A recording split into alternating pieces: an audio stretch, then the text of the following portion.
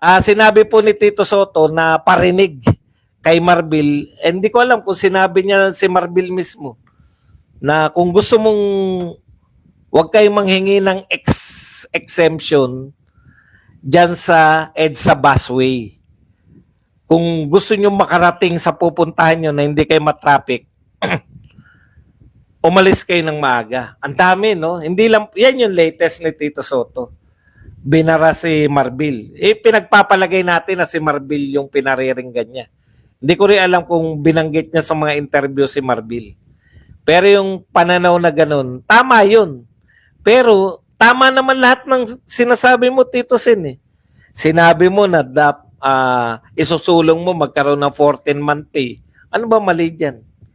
Meron pa siyang sinabi, in lately, 20 pesos na bigas, binubud. Sino bang may ayaw ng 20 pesos na bigas? Di ba? Kaya lang Senate President ka dati. Kaya mo palang isipin. Kaya mo palang isipin na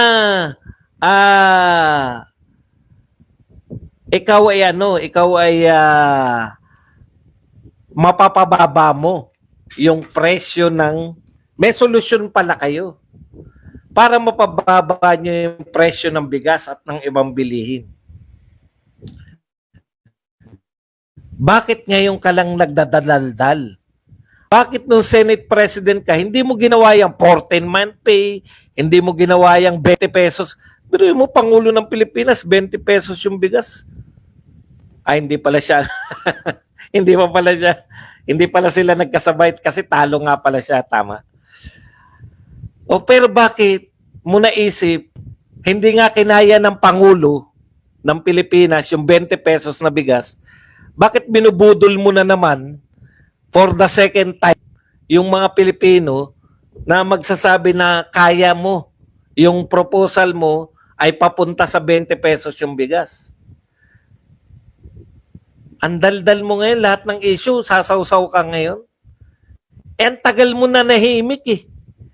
Pag mag-eleksyon lang kayo naririnig eh. Alam nyo, alam ng lahat ng tao, maski nga yung presidente, sinabi niya, pangarap lang eh. Hindi na kayang to pa rin eh. Tapos ikaw mangangako ka ngayon na 20 pesos na bigas. Ano pong, wag na po tayong magpabudol second time around. Ibig sabihin, kayo, kung pumapayag kayo, papayag pa rin kayo kay Tito Soto. Ako nananawagan ako, no? Ayaw ko dapat na i-single out siya. Gusto ko i-single out yung mga tulpo dahil talaga namang hindi dapat eh. Si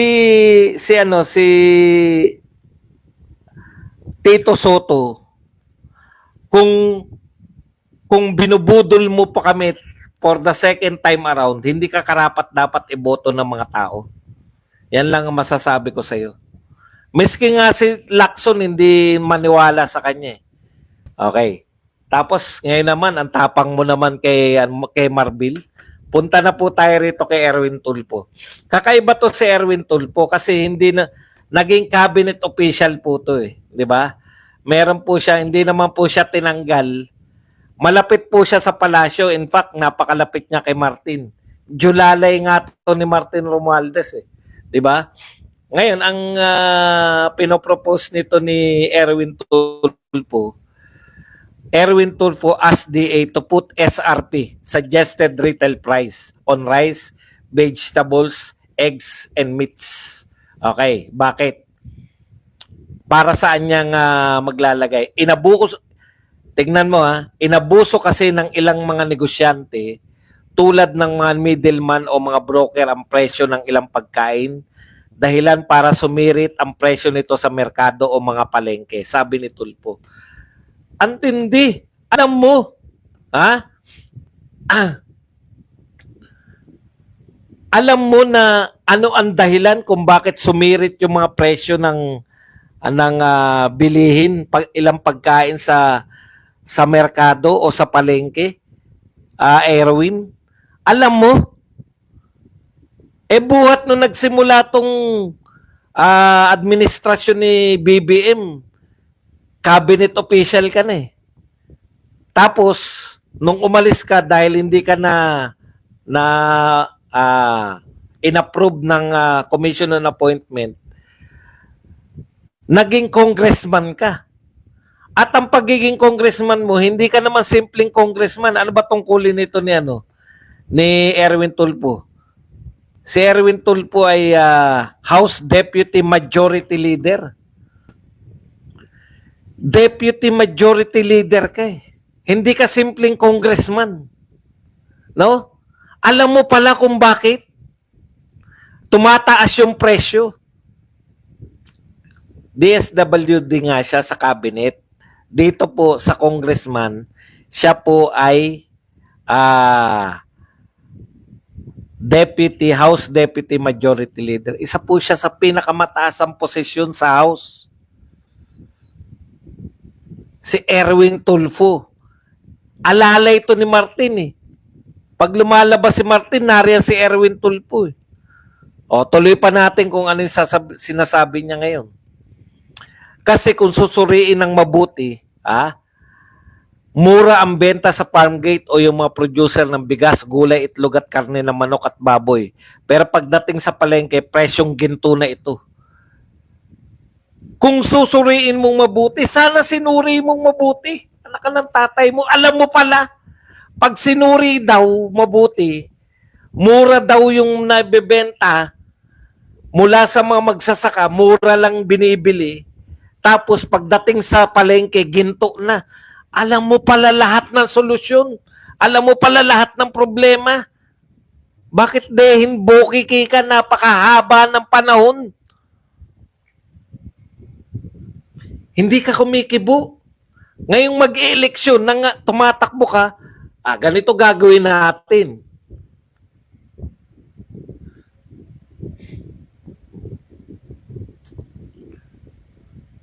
Mga kapatid,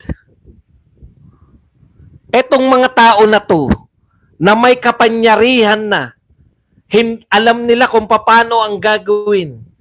Alam nila kung bakit tumataas ang presyo ng bilihin. Alam nila, kung susuriin mo, dagdagan pa natin. Tumataas ng presyo pagdaan sa kamay ng middleman o traders bago pa ipasa sa retailers na nasa palengke. Alam mo lahat yung nangyayari. Tulfo, Erwin, number 1 kang senador sa mga lahat na survey. Tapos mangangako ka na. Diyos ko naman. Yan yung problema eh. Ilang taong ka na bang miyembro ng kabinete? Hindi ka naman nawala sa administrasyon eh. Hindi ka naman nabawasan ng power eh. Alam mo pala. Alam din namin yung nagaganap, ganyan din. Alam din ng Pangulo eh. Ang tanong, bakit wala kayong ginagawa? Bakit hindi mo ginawang batas yan, yung nasa isip mo? Bakit hindi mo ginawang batas? Congressman ka eh, bakit hindi mo ginawang batas? Tapos ngayon, magiging senador ka na naman. Kailan ka na naman namin maririnig? After 6 years? Halimbawa, naging senador ka ngayon. Kailan ka uli namin maririnig na magagandang mga panukala? Pag magre-re-eleksyon ka na senador?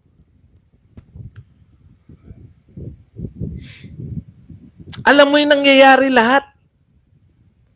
Hindi ka pangkaraniwang congressman.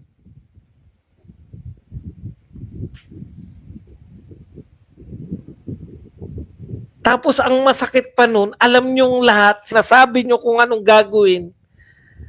Anak ng tinapay naman, bakit hindi nyo ginawa? Si Erwin Tulfo pala nakakaalam kung paano bababa ang presyo. Wala kang say ba? Bakit ka pa namin gagawing senador? Sige nga, bakit ka namin gagawing senador? Erwin Tulfo, wala ka naman palang ginagawa para pigilan yung pagtaas ng presyo. Alam mo pala eh, middleman pala oh. Alam mo po pala. Mababa ang bili sa farm gate, alam mo pala. May middleman kaya tumataas. Anong gagawin?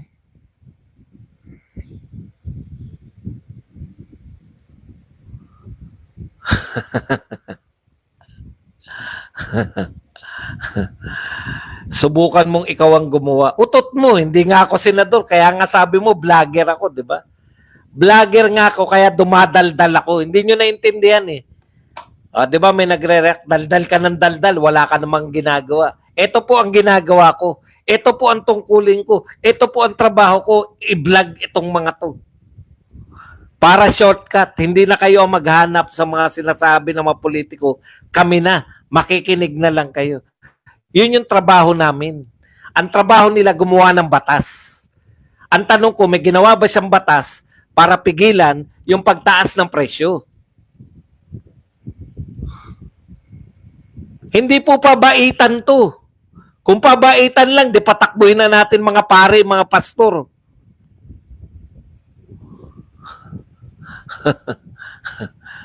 Ngayon, huwag niyo po kami pagsasabihan na, ikaw, ano magagawa mo? Ito po ang ginagawa ko.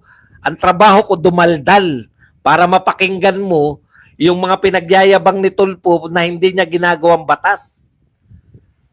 Para mapakinggan mo na inutil yung idol mo. Di ba? Inutil eh. Alam niya yung gagawin. Alam niya yung nangyayari. Alam niya kung bakit tumataas ang presyo. Bakit wala siyang ginagawa?